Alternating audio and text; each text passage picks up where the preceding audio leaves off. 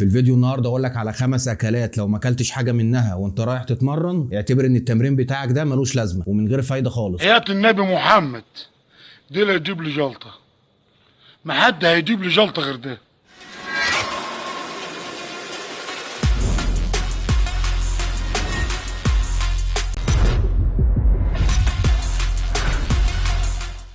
احلى مسا عليكم يا جماويه، عاملين ايه؟ يا رب دايما تكونوا بخير. معاكم كابتن محمد عواد. في الفيديو النهارده هقول لك على 5 اكلات، اهم 5 اكلات تاكلهم لو انت رايح تتمرن. طيب احنا عارفين كلنا اهميه التغذيه، يعني دلوقتي التغذيه عليها عامل كبير جدا، هي اللي هتحدد نشاطك طول اليوم عامل ازاي، هي اللي هتقول لك انت اما تخش تتمرن هيبقى ادائك عامل ازاي وعداتك عامله ازاي ومجهودك عامه بشكل عام كده عامل ازاي خلال اليوم. يعني احنا دلوقتي لو جبنا شخصين، واحد بياكل اكل صحي والتاني بياكل اكل جانك فود، الشخص اللي بياكل اكل صحي ده هتلاقيه مركز اكتر، هتلاقيه جسمه شغال ونشيط بصوره احسن. طيب يا شباب، انا كنت عامل حلقه مهمه جدا عن تاكل ايه بعد التمرين. الحلقه دي مهمه قوي، لازم تخش تتفرج عليها، هسيب لك اللينك بتاعها فوق هنا. بص يا صاحبي، بس قبل ما نبتدي الحلقه انزل دلوقتي دوس لايك على الفيديو واشترك في القناه لو مش مشترك، ولو عندك اي سؤال او كومنت سيبه لي تحت. تمام، انا مستني اهو.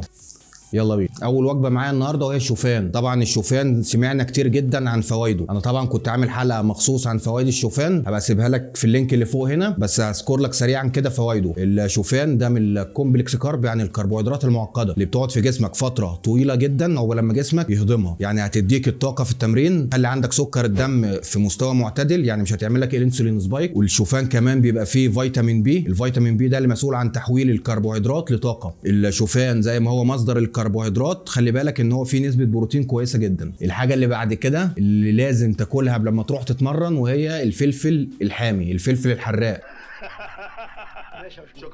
طبعا مستغرب اني بقول لك الكلام ده، خلي بالك ان الفلفل الحامي ده جواه ماده اسمها الكابسيسين.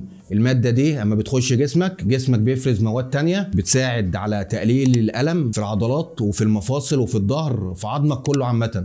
في دراسه هبقى اسيب لك المصدر بتاعها تحت، عملوا مقارنه بين مجموعتين من 10 اشخاص، ناس بتاخد ماده الكابسيسين قبل التمرين والمجموعه الثانيه بتاخد ماده وهميه، لقوا ان المجموعه اللي خدت الكابسيسين دي بيبقى ادائها احسن وعدتها احسن في التمرين. خلي بالك برضو حاجه تانية، اللزقات اللي انت بتجيبها بتلزقها على ظهرك ورقبتك اللي هي لزقه النمر، واللزقات دي بتبقى اغلبيتها محطوط فيها ماده الكابسيسين، ودي لفعاليتها. ثالث حاجه ودي طبعا المتعارف عليها عند الناس كلها، تشرب كوبايه قهوه ساده مع موزه. عايز اقول لك ان الحاجتين دول قبل التمرين مثلا بنص ساعه هيدوا لك طاقه قويه جدا. بالنسبه للموز مليان بوتاسيوم، بالنسبه للقهوه فيها الكافيين. الكافيين دي اصلا دي الماده الفعاله اللي بتبقى في منتجات الطاقه. لو انت مسكت اي منتج طاقه وقلبت وقريت المكونات بتاعته هتلاقي اكتر مكون فيه اللي هو الكافيين، يعني الكافيين ده هي الماده اللي شغاله في مكمل الطاقه. الحاجه اللي بعد كده جبنه القريش او تاخد مكمل كازين. طيب انا دلوقتي حد هيسالني طب انا لازم قبل ما اروح اتمرن اخد بروتين؟ ايوه لازم تبقى واخد بروتين. في وقت التمرين المصدر الاساسي بتاع الطاقه هو الجلايكوجين. دلوقتي اما انت بتخلص مصادر او مخازن الجلايكوجين بمعنى صح اللي هي في الكبد وفي العضلات، جسمك بيدور على مصدر للطاقه، هو مش هيوصل دلوقتي للدهون، هو هيخلي الدهون دي اخر حاجه. هو خلص دلوقتي مصادر الجلايكوجين اللي في الكبد وفي العضلات، هيبتدي يدور على الامينو اسيد اللي جوه العضلات ويحولها لجلايكوجين. فانت دلوقتي عضلاتك هيحصل لها هدم، فانت لازم تبقى مأمن نفسك واخد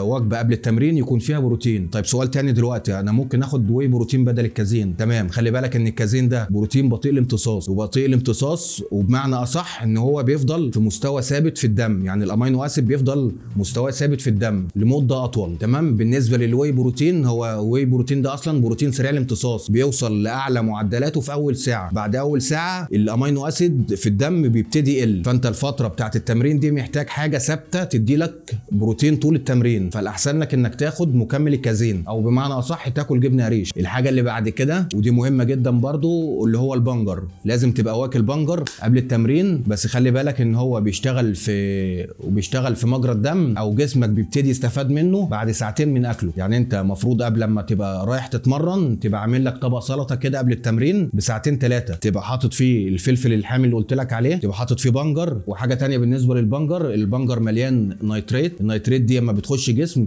بتتحول لنيتريك اوكسيد، يعني بمعنى اصح كده هيديك بامب في التمرين كانك واخد مكمل طاقه بالظبط. البنجر زي البطيخ، الاثنين دول لما بتاكلهم جسمك بيبقى فيه بامب بصوره كبيره. كده اكون خلصت حلقه النهارده، يا رب الحلقه تكون فادتك باي معلومه جديده. ما تنساش الدعم، اعملي لايك، اكتب كومنت، لو عندك اي سؤال اكتبه هرد عليك. ما تنساش تشترك في القناه لو مش مشترك، وفعل الجرس عشان اول لما انزل فيديو يوصلك. اشوفك الفيديو الجاي.